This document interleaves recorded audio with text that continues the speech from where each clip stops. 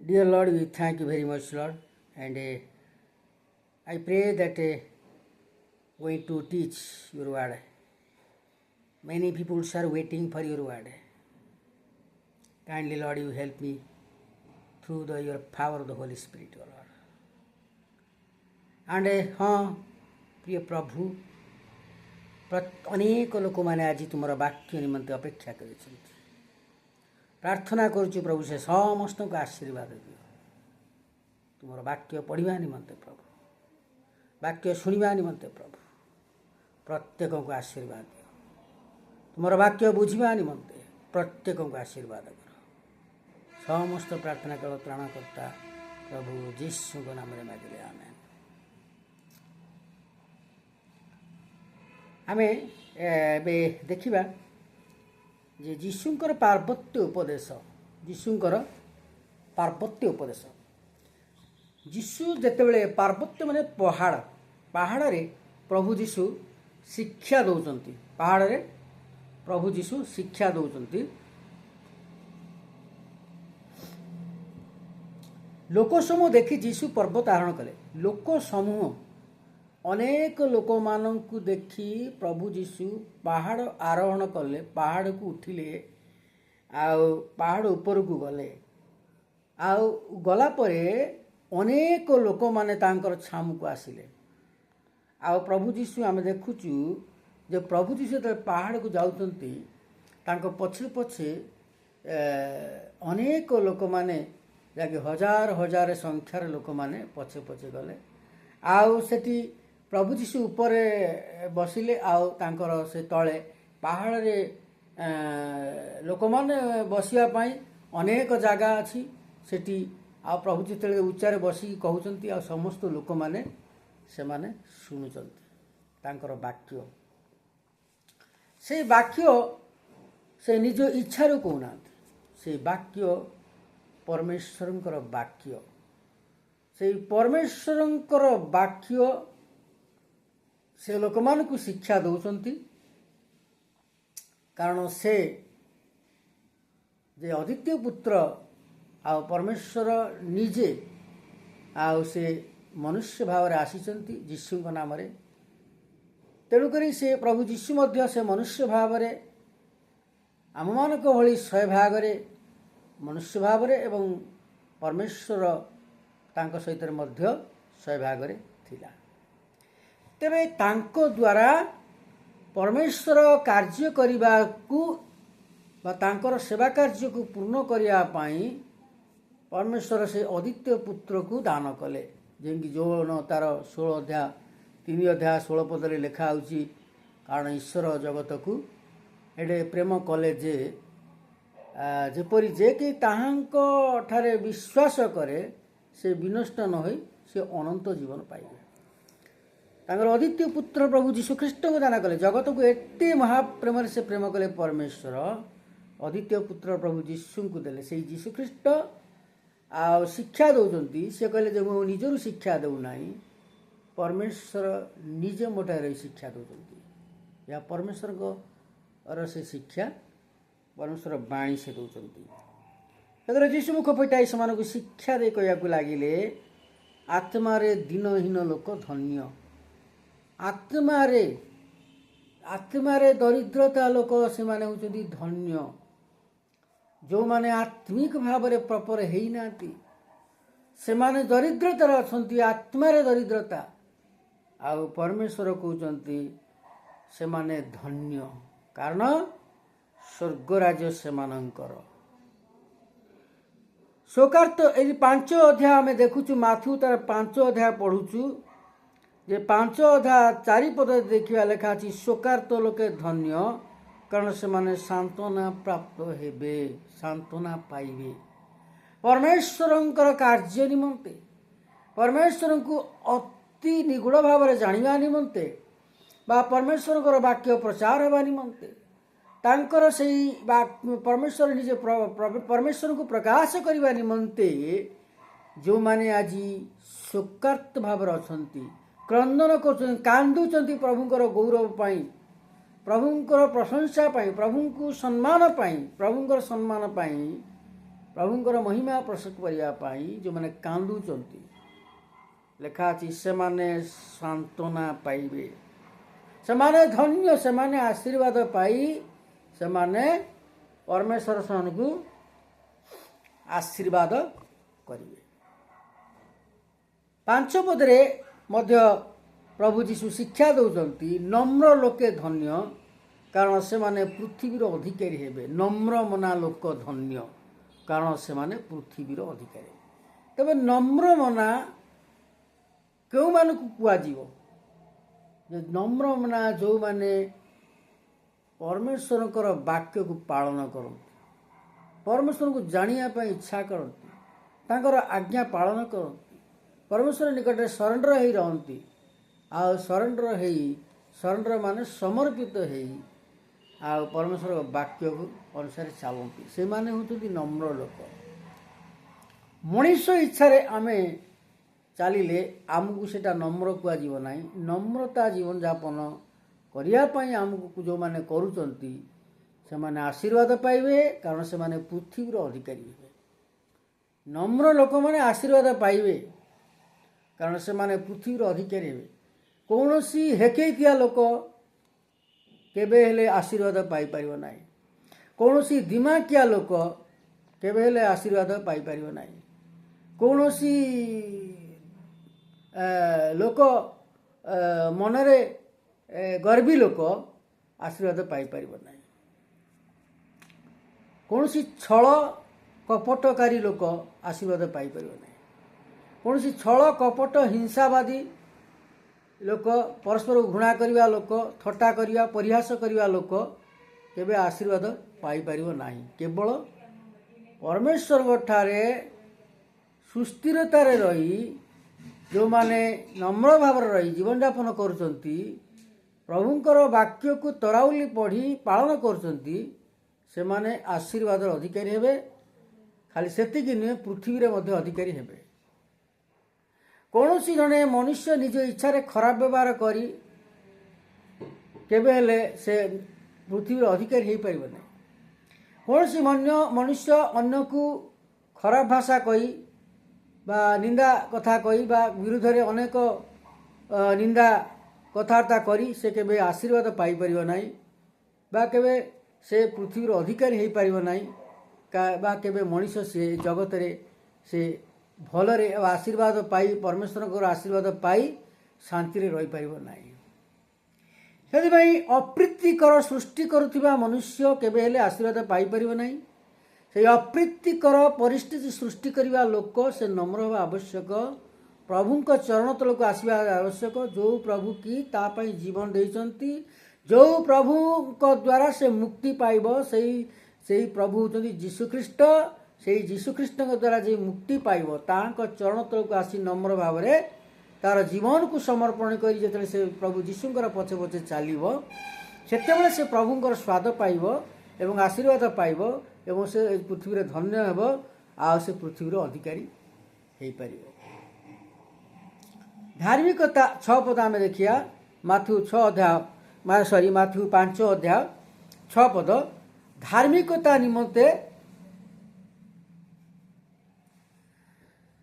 ଧାର୍ମିକତା ନିମନ୍ତେ ক্ষୁଦିତ ଓ ତୃଷିତ ଲୋକ ଧନ୍ୟ। ଧାର୍ମିକତା ନିମନ୍ତେ ক্ষୁଦିତ ଆଉ ତୃଷିତ। ଧାର୍ମିକତା ହେବା ପାଇଁ ଯେଉଁମାନେ ଅତ୍ୟନ୍ତ ଇଚ୍ଛା କରନ୍ତି, ଯେମିତି ଆମେ ଭୋକ ଲାଗିଲେ ଅଧିକ ଆମେ ଭୋକ ଯେତେବେଳେ ହେଇଯିବ ଆମେ କେମିତି ଯାଇ ଖାଇବା, ବା ଆମେ ଟିକେ ଚା ସମୟ ହେଇଗଲା ଆମେ ଚା ପିଇବା, ଅନେକ ଲୋକ ଅଛନ୍ତି ଅଭ୍ୟାସ ଅଛି, ସେମାନେ ଚା ପିଇଲେ ନ ରହିପାରିବେ ନାହିଁ, କି ଖାଦ୍ୟ ସମୟ ହେଲେ ଠିକ୍ ସେଇ ସମୟରେ ଯାଇକି ଯେମିତିରେ ଯାଇକି ଖାଇବେ, ବା ଯେତେବେଳେ ଯେଉଁ କାର୍ଯ୍ୟ କରିବାଟା ସେମିତି କରିବା ପାଇଁ ପଡ଼ିବ। ସେମିତି ଆମେ ଏଠି ଦେଖୁଛୁ ଯେ ଧାର୍ମିକତା ପାଇଁ ଅଧିକ ଭୋକିଲା ଯେଉଁମାନେ, ଧାର୍ମିକତା ନିମନ୍ତେ ক্ষୁଦିତ ଯେଉଁମାନେ, ଭୋକିଲା ଯେଉଁମାନେ, ଧାର୍ମିକ ହେବା ପାଇଁ ଯେଉଁମାନେ ତୃଷିତ, ଯେଉଁମାନେ ଯେମିତି ଆମେ ପାଣି ବହୁତ ଶୋଷ ଲାଗିଲେ ଆମେ ପାଣି ପିଇବା ପାଇଁ ଆମେ ତୃଷିତ ହଉ, ତୃଷା ଆମକୁ ଲାଗେ, ଶୋଷ ଲାଗେ, ଓଡ଼ିଆରେ ବହୁତ ଶୋଷ ଲାଗିଲାଣି, ତୃଷିତ ଲାଗିଲାଣି, ମୁଁ ପାଣି ପିଇବି। जो माने सेही भली तृषित, जो माने प्रभुंकर निमंते जीवन यापन करिया पाई बा धार्मिकता जीवन यापन करिया पाई तांको रास्ता रे चलिया पाई भोकिला एवं तृषित से माने आशीर्वाद पाई परिवे, कारण से माने परितृप्त हेबे। जो माने धार्मिकता हबा पाई अधिक इच्छा एवं तृषित से माने परितृप्त हो पारिबे, से माने आशीर्वाद पाई पारिबे। जो माने इच्छा करती नहीं जे आमर आमे अनेक लोक माने अछंती कौन अच्छे आजिकल आम इच्छा आम चलवा आमर किए कौन कर आम जहाँ को नहीं ताहा आम कहीपर खराब भाषा। अनेक लोक माने अछंती से माने अन्य को किसी एटिक कथारे से माने खराब भाषा गाड़ी दियंती। तेणु आम ये देखुचु कौन यही समस्त प्रकार खराब भाषा परित्याग करी बा ठकामी परित्याग करी बा काहाकू निंदा थट्टा परिहास तामसा घृणा ये सब परित्याग करी आम जो धार्मिकता जीवन यापन करूँ, धार्मिकता निमंते तृषित हो क्षुधित हो, सेतेबेले आमे परमेश्वर ठारू आशीर्वाद पाऊ एवं आमे से परितृप्ततार जीवन यापन करूँ। परितृप्तता ही आमे जीवन यापन करूँ, परितृप्त हो जाऊ। तापर आमे देखिबा 7 पद, दयालु लोक धन्य, दयालु लोके धन्य कारण से माने दया प्राप्त हेबे। 5 अध्याय 7 पदरे आमे देखुचु जे प्रभु जीशु आश्चर्य भाव जो पहाड़ ऊपर जाई पर्वत ऊपर आरोहण करी जो शिक्षा दौरान आउ अनेक अनेक अनेक लोक माने आउ से माने बसी तांकर से वाक्य शुणुचंती। 7 पदरे आम देखुचु जे दयालु लोके धन्य कारण से दया प्राप्त हे। प्रभु जीशु शिक्षा दौरान जे दयालु लोके धन्य, जो माने दया करती, जो लोक माने अन्य को दया करती, अन्य गरीब लोक को दया करती, साहाय्य करती, से माने होचंती आशीर्वाद पाइबे, कारण से माने दया पाइबे, दया प्राप्त हेबे। दया करे, दया से माने करूचंती जो माने से माने पुनर्बार दया तांको पाखु अधिक भाव आसीबो एवं से माने मध्य आशीर्वाद पाइबे। सेतबे दयालु लोके धन्य 5 अध्याय माथ्यू 5 अध्याय 7 पदरे एटी लेखा अछि, दयालु लोक धन्य कारण से माने दया प्राप्त हेबे। तापर आमे देखुचु माथ्यू 5 अध्याय 8 पदरे आमे देखुचु जे शुद्ध चित्त लोके धन्य कारण से माने ईश्वर को दर्शन पाइबे। Those who are pure in heart, they shall see God. शुद्ध चित्त, जो माने को शुद्ध चित्त माने जो माने को हृदय कंप्लीटली पूर्ण भाव रे शुचि, पूर्ण भाव रे सफा, पूर्ण भाव रे शुद्ध, सेही माने पर ईश्वर को दर्शन पाइबे, ईश्वर को देखि पाइबे। समस्ते देखि पाइबे नहीं। एलेका अछि शुद्ध चित्त लोके धन्य कारण से माने ईश्वर को दर्शन पाइबे। अने सेति भाई आमरकर हृदय को आमे कौन करवा ना सूची करिया आवश्यक। सेति भाई आमे आमर हृदय को तांकर वाक्य अनुसार आमे शुद्ध करवा आवश्यक। यदि आमरकर हृदय आम इच्छा जीवन यापन कला परमेश्वर आत्मा द्वारा परिचालना नहला ताल आमे शुद्ध चित्त हो पारिबु नाही। तेबे आमे प्रभुंकर आत्मा द्वारा आमे जीवन यापन करने द्वारा आम शुद्ध चित्त हो पारिबा।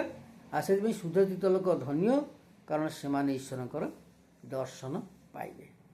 तापर आम ये देखुचु 5 अध्याय 9 पदरे आम देखुचु प्रभु शिक्षा देते जे शांति कारक लोक धन्य। शांति कारक लोक धन्य माने जो लोक माने शांति स्थापन करिया पई व्यवस्था करती, इच्छा करती, शांति स्थापन करती, से माने परमेश्वर ठारू आशीर्वाद पाइबे। से माने परमेश्वर ठारू आशीर्वाद पाइबे। तापर कौन लिखा अछि ना कारण से माने ईश्वर संतान बोली ख्यात है। से माने ईश्वर पुओ झियो हबार अधिकार पाइबे। जो माने कि लेखा अछि माथ्यू 5 अध्याय 9 पदरे शांति कारक लोक धन्य कारण से माने ଈଶ୍ୱରଙ୍କ ସନ୍ତାନ ହେବାର ସନ୍ତାନ ବୋଲି ଖ୍ୟାତ ହେବେ। ସେମାନେ ଈଶ୍ୱରଙ୍କର ସନ୍ତାନ ହେବାର ଖ୍ୟାତ ହେବେ, ସନ୍ତାନ ହେବାର ଅଧିକାର ପାଇବେ ଯେଉଁମାନେ ଶାନ୍ତି ସ୍ଥାପନ କରିବା ପାଇଁ ଇଚ୍ଛା କରନ୍ତି। ଦଶପଦ ଆମେ ଦେଖୁଛୁ, କାରଣ ଧାର୍ମିକତା ନିମନ୍ତେ ତାଳନା ପ୍ରାପ୍ତ ଲୋକ ଧନ୍ୟ, କାରଣ ସ୍ୱର୍ଗରାଜ୍ୟ ସେମାନଙ୍କର। ଧାର୍ମିକତା ନିମନ୍ତେ ଯେଉଁମାନେ ଆଜି ତାଡ଼ନା ପାଉଛନ୍ତି ସେମାନେ ଧନ୍ୟ। ଯେଉଁମାନେ ଆଜି ପ୍ରଭୁ ଯୀଶୁଙ୍କ ପଛେ ପଛେ ଚାଲୁଛନ୍ତି ସେମାନଙ୍କର ପଛରେ ଅନେକ ଲୋକମାନେ ସେମାନଙ୍କ ବିରୁଦ୍ଧରେ କଥାବାର୍ତ୍ତା କରନ୍ତି, ନିନ୍ଦା କରନ୍ତି, ଥଟ୍ଟା କରନ୍ତି, ପରିହାସ କରନ୍ତି, ତାମସା କରନ୍ତି, ହସି ଦିଅନ୍ତି। ଯଦ୍ୱାରା ଅନେକ ଅନେକ ଅନେକ ପରିମାଣରେ ସେମାନଙ୍କୁ ଯୀଶୁଙ୍କ ଲୋକମାନଙ୍କୁ ଯେଉଁମାନେ ଯୀଶୁଙ୍କୁ ଆଜି ଗ୍ରହଣ କରୁଛନ୍ତି ତାଙ୍କ ବିରୁଦ୍ଧରେ ନାନା ପ୍ରକାର ମନ୍ଦ କଥା କହନ୍ତି। ଆଉ ଯେଉଁମାନେ ଏଠି ଲେଖା ଅଛି, ଲୋକେ ଯେବେ ତୁମମାନଙ୍କୁ ମୋ ସକାଶେ ନିନ୍ଦା ଓ ତାଡ଼ନା କରନ୍ତି, ପୁଣି ମିଥ୍ୟାରେ ତୁମମାନଙ୍କ ବିରୁଦ୍ଧରେ ସମସ୍ତ ପ୍ରକାର ମନ୍ଦ କଥା କହନ୍ତି, ତେବେ ତୁମେମାନେ ଧନ୍ୟ। ତାମାନେ ବିଶ୍ୱାସୀମାନେ ଧନ୍ୟ, କାରଣ ବିଶ୍ୱାସୀମାନଙ୍କ ବିରୁଦ୍ଧରେ ଅନେକ ପ୍ରକାର ମନ୍ଦ କଥା କହନ୍ତି। ଦଶପଦରେ ମଧ୍ୟ ଆମେ ଦେଖିଲୁ, ଧାର୍ମିକତା ନିମନ୍ତେ ତାଡ଼ନା ପାଇବା ଲୋକ ମଧ୍ୟ ଧନ୍ୟ ହେବ, କାରଣ ସ୍ୱର୍ଗ ରାଜ୍ୟ ସେଇମାନେ ପାଇବେ। ସ୍ୱର୍ଗ ରାଜ୍ୟ ସେମାନଙ୍କର ସ୍ୱର୍ଗ ରାଜ୍ୟ। ଏବଂ ଆମେ ପୁନର୍ବାର ଆମେ ଦେଖୁଛୁ, ସେଥିପାଇଁ ପ୍ରଭୁ କହିଲେ ଆନନ୍ଦ କର, ଉଲ୍ଲସିତ ହୁଅ। ଯୀଶୁ ଶିକ୍ଷା ଦେଉଛନ୍ତି, ପ୍ରଭୁ ଯୀଶୁ ଆନନ୍ଦ କର, ଉଲ୍ଲସିତ ହୁଅ, କାରଣ ସ୍ୱର୍ଗରେ ତୁମମାନଙ୍କର ପୁରସ୍କାର ପ୍ରଚୁର। ସେହିପରି ତ ତୁମମାନଙ୍କର ପୂର୍ବବର୍ତ୍ତୀ ଭାବବାଦୀମାନଙ୍କୁ ତାଡ଼ନା କରିଥିଲେ। ତେବେ ଆମେ ଜାଣିବା ଆବଶ୍ୟକ ଯେ ପ୍ରଭୁ ଯୀଶୁଖ୍ରୀଷ୍ଟ ଯେ ଲୋକମାନଙ୍କର ଉଦ୍ଧାର ନିମନ୍ତେ, ଲୋକମାନଙ୍କର ଆନନ୍ଦ ନିମନ୍ତେ, ଲୋକମାନଙ୍କର ଆଶୀର୍ବାଦ ନିମନ୍ତେ, ଲୋକମାନଙ୍କର ଜୀବନର ପରିତୃପ୍ତ ନିମନ୍ତେ ସେ ଶିକ୍ଷା ଦେଉଛନ୍ତି। ସେଥିପାଇଁ ଆସିକି ଆଉ ମନୁଷ୍ୟ ଶରୀର ଭାବରେ ସେ ଆସିଲେ, ଜୀବନ୍ତ ଈଶ୍ୱର, ଆଉ ସେ ଶିକ୍ଷା ମନୁଷ୍ୟମାନଙ୍କୁ ଦେଉଛନ୍ତି, ଯେଉଁ ଯାହାକି ମନୁଷ୍ୟମାନେ ଯେପରି ସେମାନେ ସ୍ୱର୍ଗରାଜ୍ୟର ଅଧିକାରୀ ହୋଇପାରିବେ, ମନୁଷ୍ୟମାନେ ଯେପରି ସେମାନେ ପୃଥିବୀର ଅଧିକାରୀ ହୋଇପାରିବେ, ମନୁଷ୍ୟମାନେ ଯେପରି ସେମାନେ ପରିତୃପ୍ତ ହୋଇପାରିବେ, ମନୁଷ୍ୟମାନେ ଯେପରି ଈଶ୍ୱରଙ୍କର ସନ୍ତାନ ହେବାର ଅଧିକାର ପାଇପାରିବେ, ଆଉ ମନୁଷ୍ୟମାନେ ଯେପରି ଈଶ୍ୱରଙ୍କର ଦର୍ଶନ ପାଇପାରିବେ, ସେଥିପାଇଁ ପ୍ରଭୁ ଯୀଶୁ ପ୍ରତ୍ୟେକ ଲୋକମାନଙ୍କୁ ଶିକ୍ଷା ଦେଉଛନ୍ତି ଯେପରି ଏହିସବୁ ବିଷୟ ଗୁଡ଼ିକର ଅଧିକାରୀ ହୋଇପାରିବେ। ପ୍ରତ୍ୟେକ ଲୋକ ଯେପରି ନରକରୁ ରକ୍ଷା ପାଇ ସେ ସ୍ୱର୍ଗରାଜ୍ୟରେ ପ୍ରବେଶ କରିବ, ସେ ମୁକ୍ତ ହେବ, ସେଥିପାଇଁ ପ୍ରଭୁ ଯୀଶୁ ନିଜେ ଆମମାନଙ୍କୁ ଏହି ବିଷୟ ଶିକ୍ଷା ଦେଉଛନ୍ତି। ତେବେ ଆସୁ ଆମମାନଙ୍କର ପ୍ରଶ୍ନ ଯେ ଆଉ ଗୋଟେ ବିଷୟ 12 ପଦରେ ମଧ୍ୟ ଲେଖିଛନ୍ତି, କହିଛନ୍ତି ଆନନ୍ଦ କର, ଉଲ୍ଲସିତ ହୁଅ। Be happy and glad. Let us say be happy and glad. କାରଣ ସ୍ୱର୍ଗରେ ତୁମମାନଙ୍କର ପୁରସ୍କାର ପ୍ରଚୁର, ସେହିପରି ତ ସେମାନେ ତୁମମାନଙ୍କର ପୂର୍ବବର୍ତ୍ତୀ ଭାବବାଦୀମାନଙ୍କୁ ତାଡ଼ନା କରିଥିଲେ। ପୂର୍ବବର୍ତ୍ତୀ ବିଶ୍ୱାସୀ ଲୋକମାନଙ୍କୁ ମଧ୍ୟ ତାଡ଼ନା କରିଥିଲେ। ହେଲେ ଲେଖା ଅଛି, ତୁମେ ଆନନ୍ଦ କର, ଉଲ୍ଲସିତ ହୁଅ, କାରଣ ସ୍ୱର୍ଗରେ ତୁମମାନଙ୍କର ପୁରସ୍କାର ପ୍ରଚୁର ଅଛି। ତେବେ ଆସୁ ଆମମାନେ ଦେଖିବା ଯେ ଆମମାନଙ୍କୁ ପ୍ରଶ୍ନ, ଆମେମାନେ ଯେଉଁ ପ୍ରଭୁ ଯୀଶୁଙ୍କର ଶିକ୍ଷା ଯେଉଁ ପାହାଡ଼ ଉପରେ ଦେଇଛନ୍ତି, ତେବେ ଆମେମାନେ କ'ଣ ତାଙ୍କର ଶିକ୍ଷାକୁ ଗ୍ରହଣ କରି ଆଜି ପାଳନ କରୁଛୁ କି? ତେବେ ଯଦି ଆମେ ଗ୍ରହଣ କରିଛୁ, ପ୍ରଭୁ ନିଶ୍ଚୟ ସମସ୍ତଙ୍କୁ ଆଶୀର୍ବାଦ କରିବେ। ଆସନ୍ତୁ ଆମମାନେ ତାଙ୍କର ବାକ୍ୟ ପଢ଼ି, ବାକ୍ୟ ଶୁଣି ତରାଉଲି ତାଙ୍କର ବାକ୍ୟକୁ ପାଳନ କରିବା ଏବଂ ପ୍ରଭୁ ଯୀଶୁଙ୍କ ନାମରେ ଆମମାନଙ୍କର ସମସ୍ତ ବିଷୟ ପ୍ରାର୍ଥନା ଉତ୍ସର୍ଗ କରି ଯୀଶୁଙ୍କ ଠାରୁ, ସେହି ପରମେଶ୍ୱର ଯେ ପ୍ରଭୁ ଯୀଶୁଙ୍କ ଠାରୁ ଆମମାନେ ଆଶୀର୍ବାଦ ପାଇପାରିବା। ଆସନ୍ତୁ ଆମମାନେ ପ୍ରାର୍ଥନା କରିବା। ପ୍ରଭୁ, ଏତେବେଳେ ଧନ୍ୟବାଦ ଦେଉଛୁ ତୁମର ବାକ୍ୟ ପାଇଁ। ଆଜି ଯେଉଁମାନେ ବାକ୍ୟ ଶୁଣିବାକୁ ସୁଯୋଗ ନାହିଁ, ପ୍ରଭୁ ସମସ୍ତଙ୍କୁ ପ୍ରଭୁ ତୁମେ ତୁମର ବାକ୍ୟ ଶୁଣିବା ନିମନ୍ତେ ତୁମେ ସହାୟତା ପ୍ରଦାନ କର।